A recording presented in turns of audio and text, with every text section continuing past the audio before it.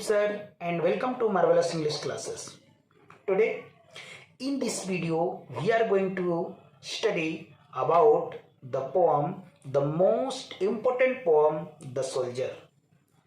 आज की इस कविता में अब तक के सबसे मोस्ट इम्पॉर्टेंट पोम को आज हम सब डील करेंगे। ठीक है, आज का वीडियो आपके लिए बहुत ही इम्पोर्टेंट होने वाला है बिकॉज आज हम पढ़ेंगे एक सोल्जर की कहानी। ठीक है, एक ऐसे सिपाही की कहानी जो अपने देश के लिए अपना बलिदान दे देता है। ठीक है, तो बच्चों यहाँ पे ध्यान रखना होगा कि जो ये कहानी जिस देश की है उससे कोई मतलब नहीं है। मुझे मतलब है अपने देश से। जिस तरह से इंग्लैंड के हो, ऑस्ट्रेलिया के हो या कहीं का भी हो, अमेरिका का हो, उसी प्रकार से हमारे इंडियन सोल्जर भी होते हैं और वो भी सीमा पर अपना प्राण त्याग देते हैं, अपने को बलिदान दे देते हैं। जैसे कि हाल फिलहाल में भी आप लोग सोल्जर की कहानी को पढ़ चुके हैं। सोल्जर ने अपना प्राण गंवा करके सीमा पर अपनी प्राणों की आहुति दे करके और हमारी रक्षा किए हैं और हमारी रक्षा करते भी आ रहे हैं। तो आइए आज का वीडियो सिपाही के नाम, सोल्जर के नाम, आइए समझते हैं। देखो, जो द सोल्जर, एक सिपाही, एक सैनिक की बात कर रहा हूँ, रपर्ट ब्रुक जिनका नाम है। ये एक सचमुच में एक सोल्जर थे। कवि होने के साथ साथ वो एक सोल्जर सिपाही भी थे। ठीक है, Rupert Brooke, he was born in 1887। करा है कि इनका जन्म जो है वो 1887 ईस्वी में हुआ था। ठीक है, हाँ, ये अलग बात है कि 3 अगस्त को इनका जन्म हुआ था। इसमें दिया नहीं गया है, एक्स्ट्रा आपको अलग से बता दिया जाता है। ठीक है, लेकिन एग्जाम में क्वेश्चन जो है ये नहीं आता है, सिर्फ यही आता है। ठीक है, अभी मैं आपको श्योर करा देना चाहता हूँ। दूसरी बात बाबू कि इनका जो मृत्यु हुआ था वो 1915 ईस्वी में हुआ। ठीक है, और 23 अप्रैल 1915 ईस्वी में हुआ था। मैं मृत्यु का कारण भी बताऊंगा, क्योंकि इतना यंगेस्ट लड़का 1887 में जन्म लेकर के 1915 में ही मर जाता है। इतना यंगेस्ट लड़का आखिर मरा कैसे? ठीक है, एक सिपाही थे। ठीक है, तो कैसे मरे हैं मैं बीच में आपको बताऊंगा, समझाऊंगा। ठीक है, थोड़ा सा आगे देखते हैं। Was born in a well to do academic family. इनका जो जन्म हुआ था बच्चों, वो एक शिक्षित परिवार में इनका जन्म हुआ था।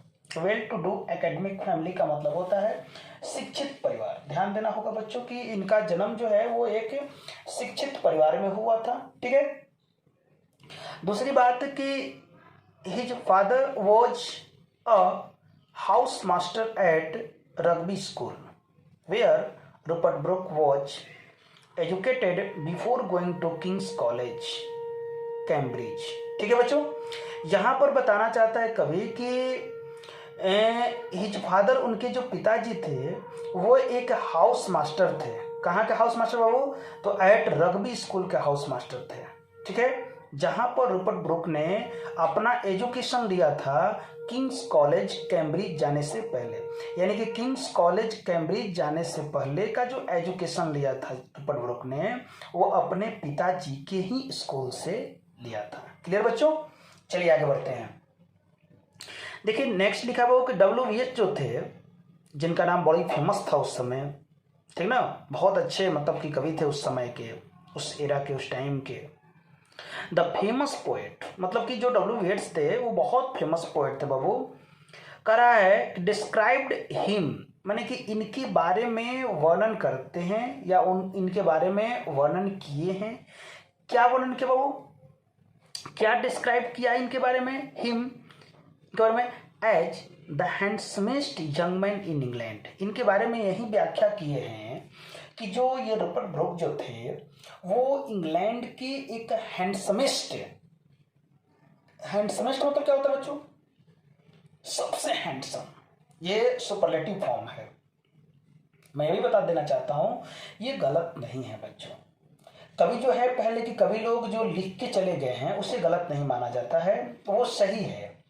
हाँ, हालांकि आप जब कंपैरेटिव, पॉजिटिव और सुपरलेटिव डिग्री पढ़ोगे तो इसमें इसका जो वर्णन होगा वो हैंडसम, कंपैरेटिव में मोर हैंडसम और सुपरलेटिव में मोस्ट हैंडसम कहा जाता है। ठीक है, तो बात है कि ग्रामर की, लेकिन इन्होंने ये चूंकि इंग्लैंड के रहने वाले हैं, इंग्लैंड अंग्रेजी वहाँ का मातृभाषा है, मदर टंग है, तो इन लोगों के लैंग्वेज में हैंडसमेस्ट भी चलता है, इसलिए एक बोलते हैं ना वो ज़्यादातर मतलब कि लयबद्ध करने के लिए, या कह सकते हैं कि बोलचाल की भाषा में ऐसा उन्होंने कह दिया था, हैंडसमेस्ट यंग मैन इन इंग्लैंड, मतलब कि इंग्लैंड में वो सबसे हैंडसम लड़के थे। ठीक है, यंग मैन थे। ठीक है, आगे इनके बारे में बता रहा बाबू कि उनको पुकारा तो गया इस चीज से, कह रहा है नेक्स्ट आप लोग समझिएगा थोड़ा सा बढ़िया से, कह रहा है कि he assumed has a symbolic role that eventually turned into the myth of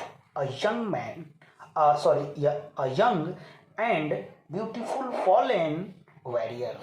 ध्यान देना को बच्चों, करें कि he assumed as a symbolic role that eventually turned into the myth of a young and beautiful fallen warrior. इसका मतलब थोड़ा समझते हैं, ध्यान देना होगा बच्चों।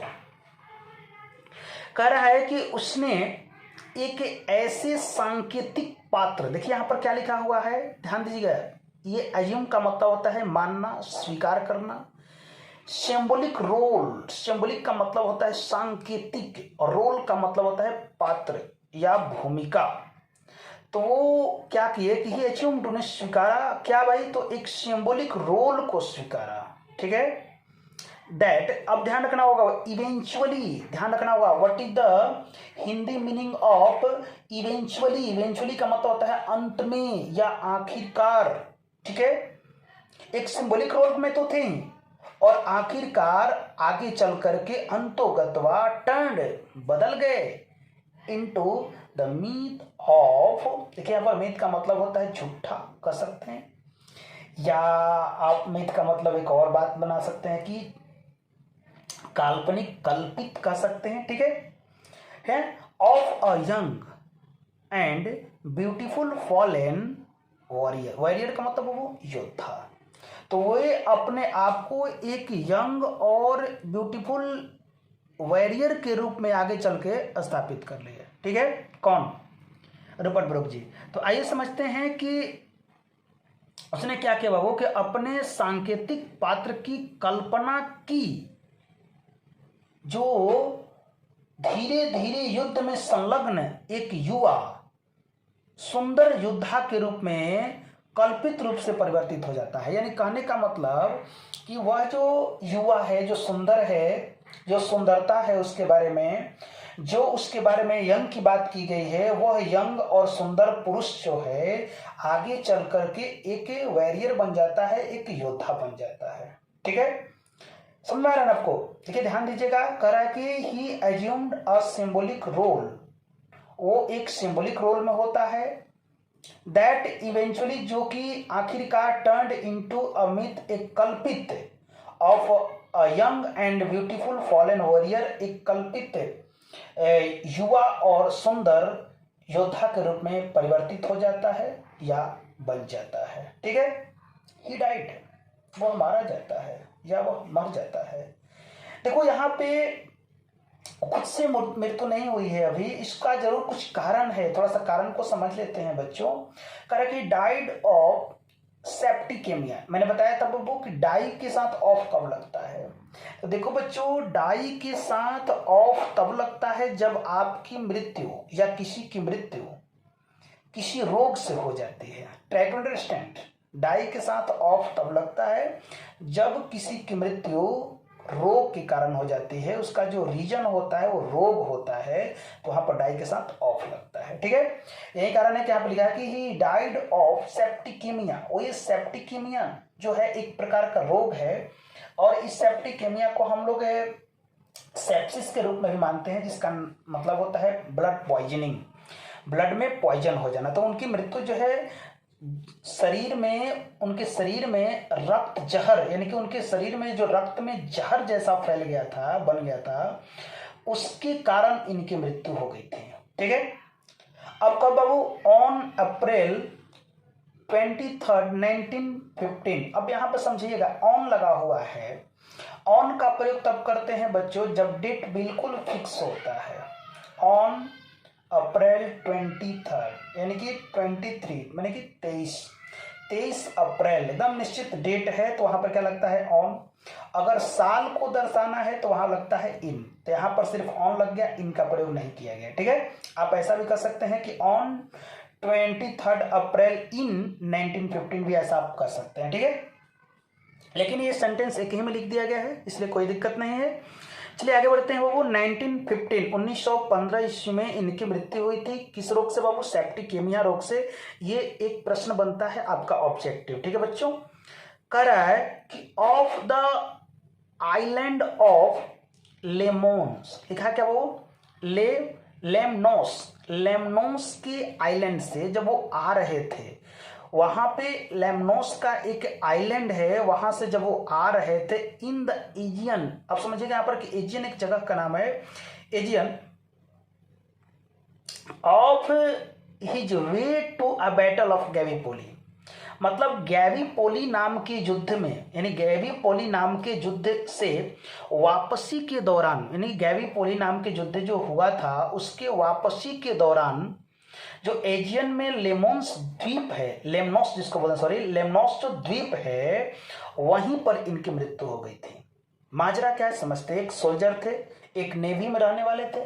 ठीक है, तो नेवी में रहने वाले थे तो ये इंग्लैंड की ओर से लड़ाई लड़ रहे थे। ठीक है, और तुर्की में गए हुए थे तो वहां पर एक लेमनोस की जो मतलब कि आइलैंड है, ठीक है, एजियन जगह है, और युद्ध का जो नाम था वो गैवीपोली नाम का युद्ध था, और उसी युद्ध में इनकी मृत्यु हो गई थी क्योंकि इनके शरीर कीटाणु एक कीड़ा काट लिया था जिसके चलते शरीर में रक्त में पॉइजन हो गया था। ठीक है, जिसके चलते इनकी मृत्यु हो गई थी। ठीक है, इसको बोलते हैं सेप्टिकेमिया, ब्लड पॉइजनिंग बोला जाता है इसको। ठीक है, आइए बच्चों थोड़ा सा और आगे बढ़ते हैं, और आगे बताना चाहता हूं बच्चों इनके बारे में कि ब्रुक इज रिमेम्बर्ड, ब्रुक को याद किया जाता है। कैसे याद किया था बच्चों? ब्रुक वॉज रिमेम्बर्ड, ब्रुक को याद किया जाता है एज वॉर पोएट। किस रूप में याद किया जाता है? वॉर पोएट के रूप में, एक युद्ध कवि के रूप में। देखिए उनका जो रिपुटेशन है, ये भी ध्यान रखिएगा आप लोग बच्चों, उनका जो रिपुटेशन है वो मात्र 5 ही कविताओं पर टिकी हुई थी। आगे मैं पढ़ के बता रहा हूँ, घबराइए मत। करा कि इनका जो रिपुटेशन है एक वॉर पोएट के रूप में अगर पूछा जा सकता है क्वेश्चन कि who is called the war poet, आप आंसर देना रूपर्ट ब्रुक। ठीक है, who is called the people's poet, पढ़े हैं आप लोग 2nd चैप्टर, याद है? नहीं याद है? चलिए जान लेते हैं कि पीपल्स पोएट के नाम से जाना जाता है वाल्टर डे ला मेयर जी को। ठीक है, उसके बाद बहुत सारे लोग हैं जैसे who is called the metaphysical poet, तो John Donne. Who is called the romantic poets, John Keats. ये सारी बातों को आप लोग ध्यान से समझिएगा। ठीक ना बच्चों, आगे बढ़ते हैं कि हु इंस्पायर्ड, जो कि इंस्पायर्ड करता है। इंस्पायर्ड मतलब क्या होता है बाबू? इंस्पायर का मतलब होता है क्या करना। इंस्पायर मतलब आप लोग को बताया भी गया था कि इंस्पायर मतलब होता है किसी को मतलब कि आगे की ओर बढ़ने की लालसा देना है, आगे की ओर बढ़ने के लिए चेतना देना, आगे की ओर बढ़ने के लिए जागरूक करना, इंस्पायर करना। ठीक है, तो इन कहने का मतलब कि उन्हें क्या करते हैं? इंस्पायर्ड करती है पैट्रियोटिज्म। अब यहाँ पर बहुत ही खूबसूरत मीनिंग है पैट्रियोटिज्म। पैट्रियोटिज्म का मतलब होता है बाबू देशभक्ति। देशभक्ति की भावना उनमें कूट कूट के बढ़ी हुई थी। ठीक है, तो उनको जो है कहता कि हु इंस्पायर्ड, जो क्या किया, उनको इंस्पायर्ड किया। इंस्पायर्ड का मतलब यहां पर समझिएगा वो कि जो उनको इस चीज के लिए इंस्पायर्ड किया कि वो देशभक्ति भावना में ओतप्रोत हो गए। बात समझ नहीं समझे? यानी कहने का मतलब कि उनको इस तरह से उसको इंस्पायर्ड किया गया कि वो देशभक्ति भावना में क्या हो गए? सराबोर हो गए। उनकी देशभक्ति भावना जो है उनके अंदर एकदम कूट कूट करके भर गई। ठीक है बच्चों, अब आगे बढ़िए थोड़ा सा। देशभक्ति भावना in the early phase of the First World War, कब भाई? तो early phase of the First World War, यानी कि प्रारंभिक, ध्यान देना, प्रारंभिक दौर। कब? किसका प्रारंभिक दौर था बाबू? तो फर्स्ट वर्ल्ड वॉर के। करा कि फर्स्ट वर्ल्ड वॉर के प्रारंभिक दौर में ये कविताएं जो है, ये जो कविता है उनको इंस्पायर्ड करती है देशभक्ति के लिए। रोम रोम संत हो गया, प्रेम जब अनंत हो गया। यानी कि प्रेम होना चाहिए देश के प्रति, यूं ही नहीं हथियार उठा लेंगे देश की रक्षा करने के लिए। जज्बा होना चाहिए शरीर में, जज्बा होना चाहिए आपके दिल में देश की रक्षा करने के लिए, तब जाकर आप एक सच्चे सिपाही बन सकते हैं। ठीक है, तो इन्हें इंस्पायर्ड किया गया, मतलब ये इंस्पायर्ड हुए उस चीज से, देशभक्ति भावना से इंस्पायर्ड हुए। कब भाई? तो वर्ल्ड वॉर फर्स्ट के प्रथम पेज में। ठीक है, इस चीज को ध्यान में रखेंगे हम लोग। आगे बढ़ते हैं बच्चों, एक और चीज को लेकर के यहां पर समझ में आया होगा आपको, और एक चीज यहां पर लेकर बढ़ते हैं। कह रहा बच्चों की, कह रहा कि हिज रिपुटेशन, उनकी जो रिपुटेशन थी, उनकी जो रिपुटेशन मतलब यहां पर क्या हुआ? प्रतिष्ठा। उनकी जो रिपुटेशन थी वो चिपली रेस्ट्स ऑन 5 वर्स सोनेट्स। चलिए जानते हैं कि बाबू कह रहा है, यहां से समझते हैं कि, चलिए यहां से आप देख लीजिए।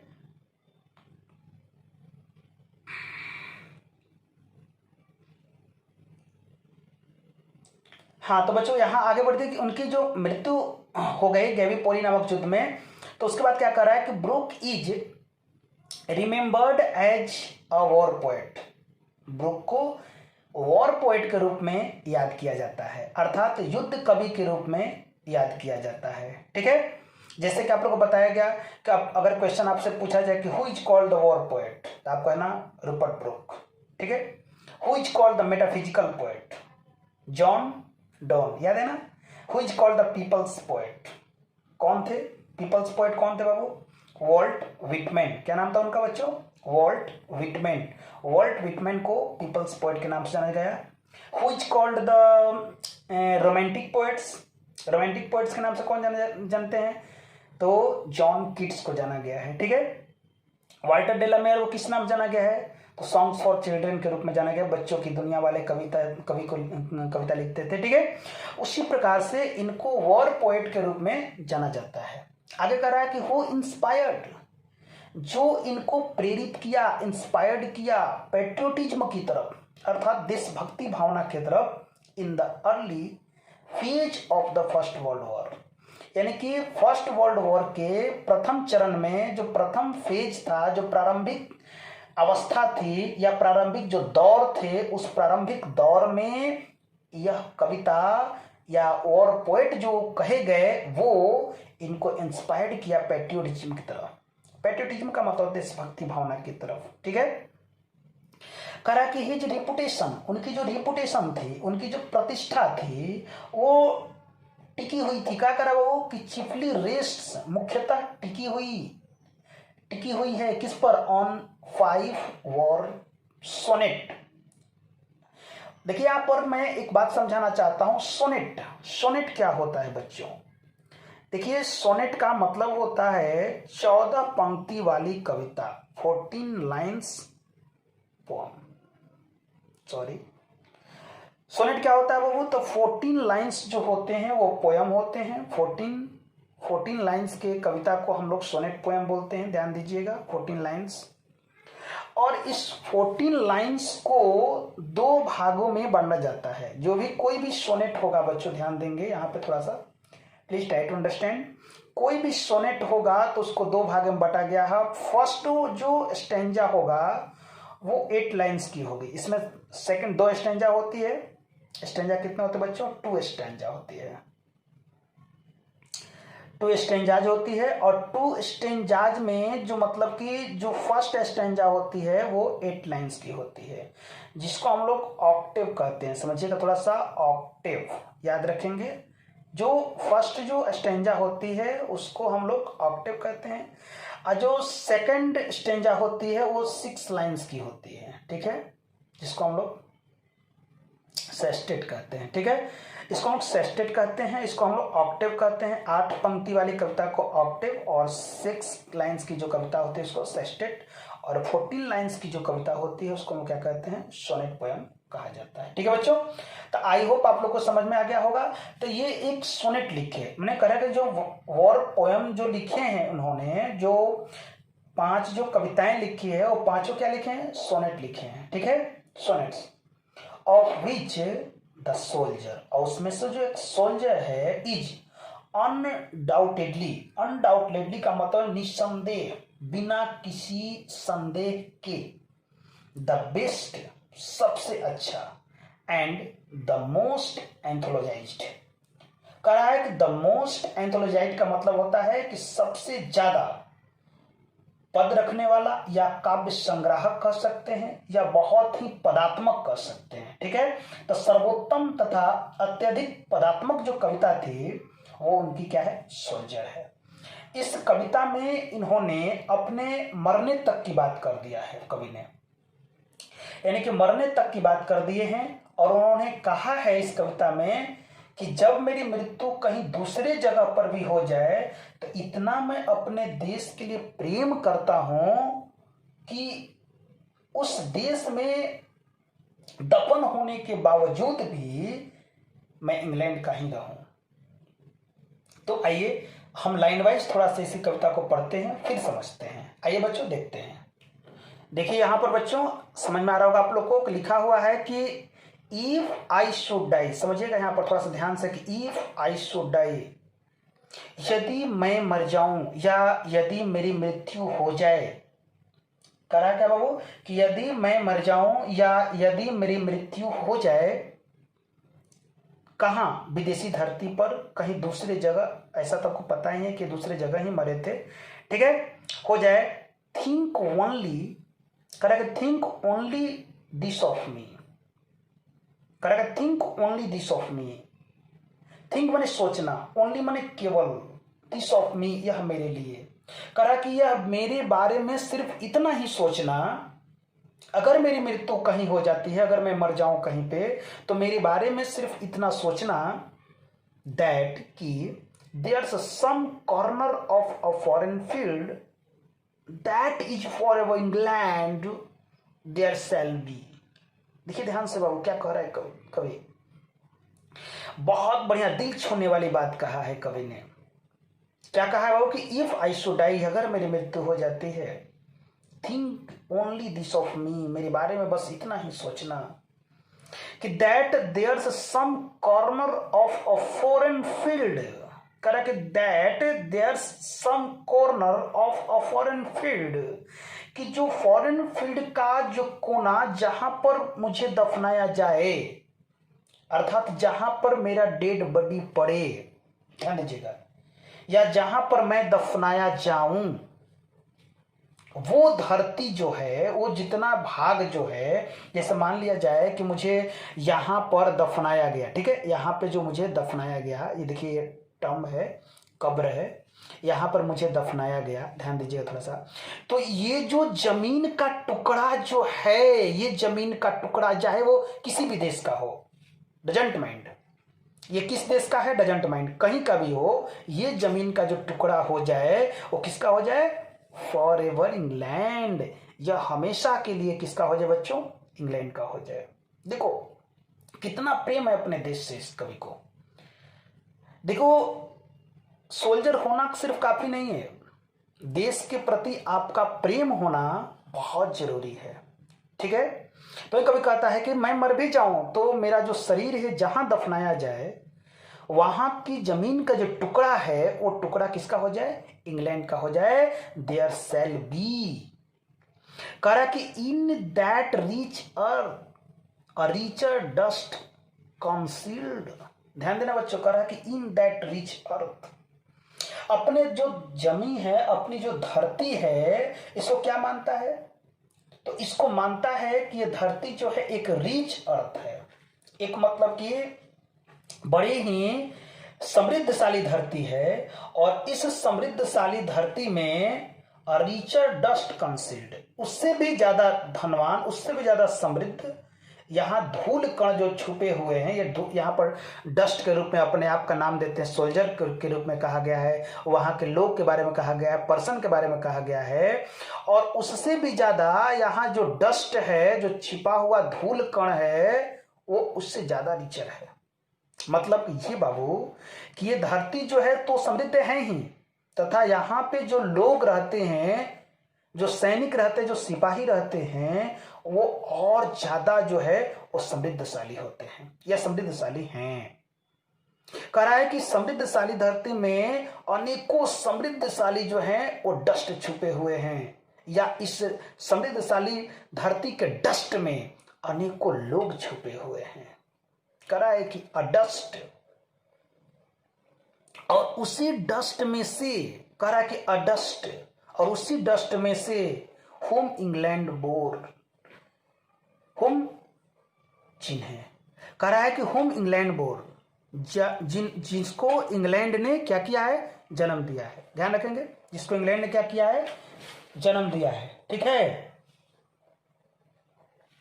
कह रहा है कि इंग्लैंड में मेरा जन्म तो हुआ ही है, साथ ही साथ इंग्लैंड में जन्म होने के साथ साथ क्या हुआ मुझे वहां बाबू, तो शेप्ड का मतलब होता है आकार मिलना। ठीक है, और मुझे इस देश ने जन्म तो दिया ही, जन्म देने के साथ साथ मेरा आकार भी दिया।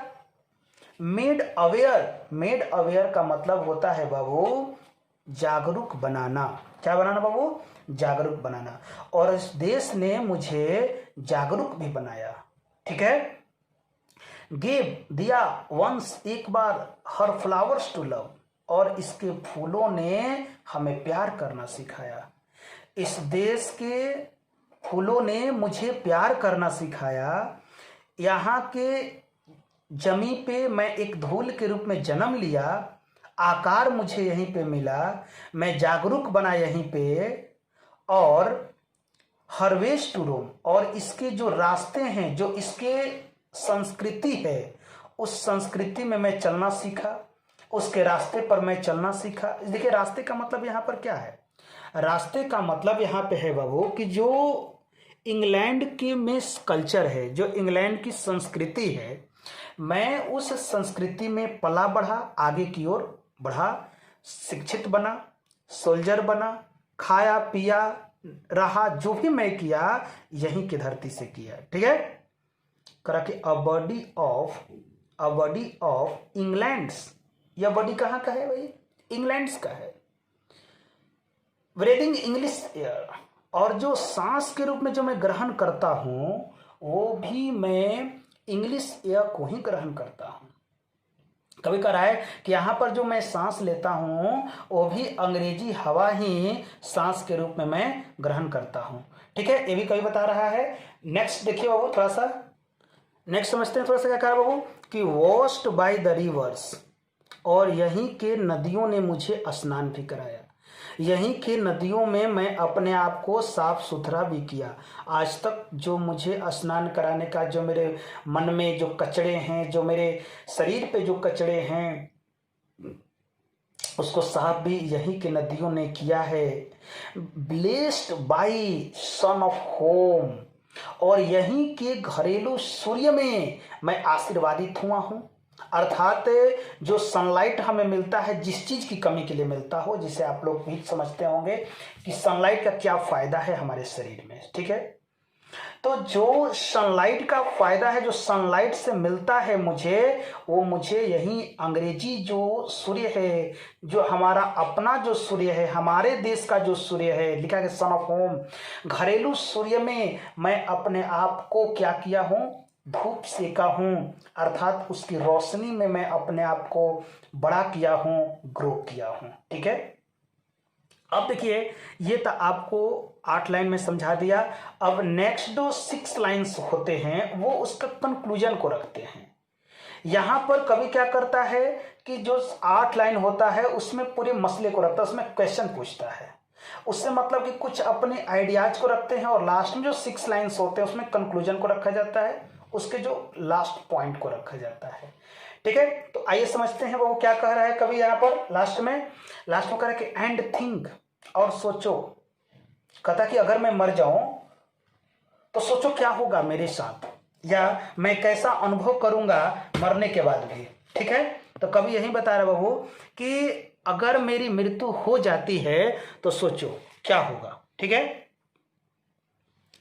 दिस हार्ट, यह जो हृदय है, उस हृदय से जब मैं मर जाऊंगा, इस यहां से चला जाऊंगा, तो इस हृदय से क्या होगा, ऑल एविल शेड अवे, जितनी भी बुराइयां मेरे अंदर है, ध्यान देना होगा। तो क्या कर रहा है कवि, कवि कह रहा है कि मेरे अंदर जितनी भी बुराइयां हैं, जितना भी मेरा पाप है, जो भी मेरे अवगुण हैं, वो सब खत्म हो जाएगा अगर मैं युद्ध में, अगर मैं अपनी मातृभूमि के लिए शहीद हो जाता हूं।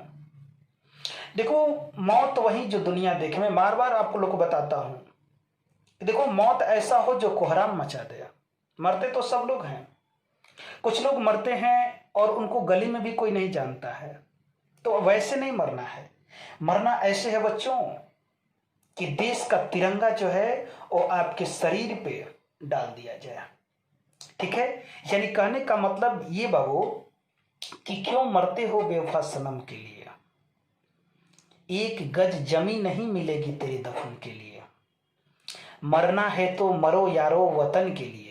किसके लिए मरने की बात मैं कर रहा हूं, मरना है तो मरो यारो वतन के लिए, उतार दिए जाएंगे तिरंगा तेरे कफन के लिए।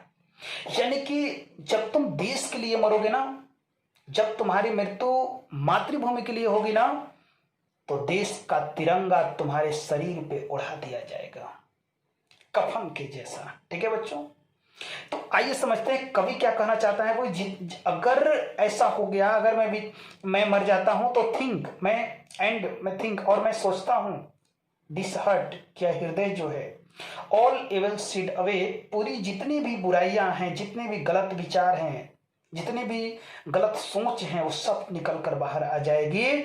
और दूसरा काम क्या होगा वो बाहर निकल कर आने के बाद, और दूसरा काम ये होगा बच्चों, ध्यान रखना होगा कि अ pulse in the eternal mind knowledge. Pulse, यहां पर पल्स मतलब होता है बाबू धड़कन, याद रखेंगे। यहां पर कवि जो है अपने धड़कन की बात कर रहा है। यहां पर कवि ये बताना चाहता है बच्चों कि अगर मेरी मृत्यु जो है हो जाती है, तो मेरे सारे पाप जो हैं, सारे जो गलत फहमियां हैं, सारे जो मेरे अंदर जो बुरे विचार हैं, वो क्या हो जाएगा, निकल जाएगा। और निकलने की अ pulse in the eternal mind knowledge, यहां पर कवि बता रहा है कि अगर मैं उसके दरमियान अपने आप को मतलब कि समर्पित कर देता हूं, तो मेरी आत्मा जा करके और परमात्मा में आत्मसात हो जाएगी, एकदम इटर्नल माइंड हो जाएगा। कहने का मतलब इटर्नल का मतलब शाश्वत हो जाना, और मैं बिल्कुल क्या बन जाऊंगा, शाश्वत बन जाऊंगा। कब, जब हमारे अंदर से बुरे विचार निकल जाएंगे। तब मैं इस धरती से जो मुझे मिला है, लास्ट में कभी यही कह रहा है कि और जब मुझे ये जगह मिल जाएगा, जब मैं परमात्मा में विलीन हो जाऊंगा, जब मैं मातृभूमि के लिए समर्पित हो जाऊंगा, जब मेरे अंदर से पूरे बुरे विचार जो निकल जाएंगे, तब मैं इस धरती को धन्यवाद करना चाहूंगा कि जिस धरती मैंने लिया है, अर्थात उस धरती ने मुझे क्या है दिया है, क्या दिया है, समवेयर बैक द थॉट्स, जो पहले मुझे इस मातृभूमि ने जो थॉट्स दिए हैं, जो मुझे विचार दिए हैं, उस विचार का मैं सदुपयोग कर लूंगा। ऐसा मैं मानता हूं कि जो विचार मुझे धरती ने दिया था, उस विचार का आज सदुपयोग हो गया, उसका मैं ऋण चुका दिया, ऐसा मैं समझ लूंगा जब मैं अपने देश के लिए क्या हो जाऊंगा, कुर्बान हो जाऊंगा।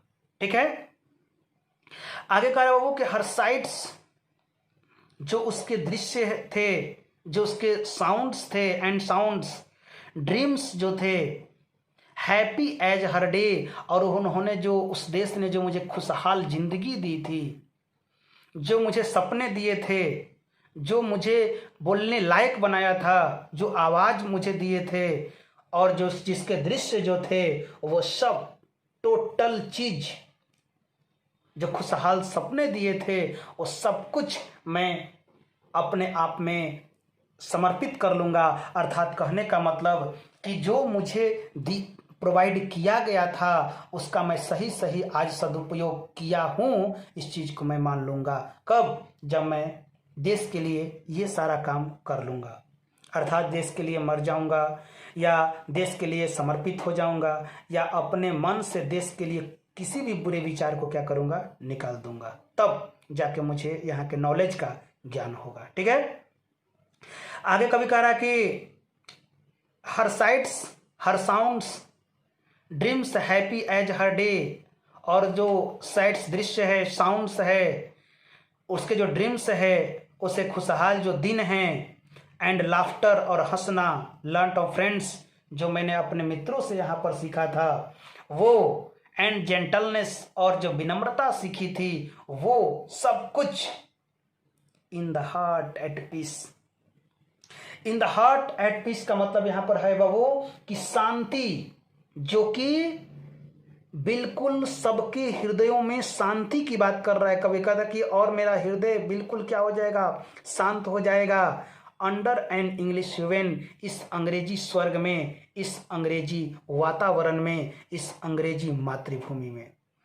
कहा कि इवन मतलब यहाँ पर स्वर्ग की बात कर रहा है, और इस तरह से उसका जीवन जो है, मेरा जीवन जो है वो ब्रिटेन के आसमान में चला जाएगा, ब्रिटेन के स्वर्ग में चला जाएगा। और कभी यहाँ पर ये बताना चाहता हम लोगों को कि हमारे देश की जो संस्कृति है, हमारे देश की जो साउंड्स हैं, हमारे देश के जो सपने हैं, हमारे देश के जो खुशहाल दिन हैं, हमारे देश के जो मतलब थॉट्स हैं, तभी काम आती है जब उसका पुत्र, जब उसका सैनिक, जब उसके बेटे देश के लिए उचित कार्य कर देते हैं। देखिए, शिक्षक का पढ़ाया हुआ कब जाकर के सफल होता है?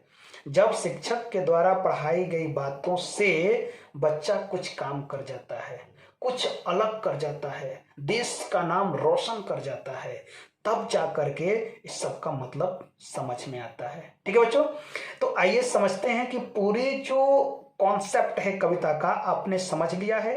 ठीक है, यहां से आप लोग देखिएगा, यहां से जो बताया गया, कवि अपने आप को समर्पित कर रहा है देश के लिए। उसके बाद कह रहा है कि मेरे अंदर कोई बुरा विचार ना आए, और चूंकि मैं ये विचार जो है इंग्लैंड से ही सीखा हूँ, यहीं से मैं खुश रहना सीखा हूँ, सपने भी मैं यहीं के लिए देखा हूँ, मेरी आवाज़ यहीं के लिए हैं, मेरे जो दृश्य है वो सब यहीं के लिए है, यहीं पे मैं हंसना सीखा हूँ, अपने दोस्तों के साथ जो विनम्रता सीखा हूँ वो सब कुछ यहीं पर रह जाए, यहीं के हो जाए, चाहे मैं जहाँ कहीं भी जाऊँ, इन सभी चीज़ों के साथ मैं याद हो। ठीक है, मुझे याद किया जाए। करा कि इन हार्ट्स एट पीस, यहाँ के जो हार्ट्स हैं, यहाँ के जो हृदय हैं, कभी युद्ध नहीं चाहता है।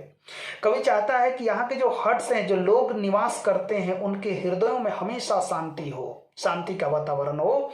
अंडर एन इंग्लिश हेवन, अंग्रेजी वातावरण के, अंग्रेज जो हमारे मातृभूमि के जितने भी लोग हैं वो सबके हृदयों में बिल्कुल शांति हो और शांति का वातावरण हो। ठीक है बच्चों, तो आपने इस कविता को लाइन वाइज समझा।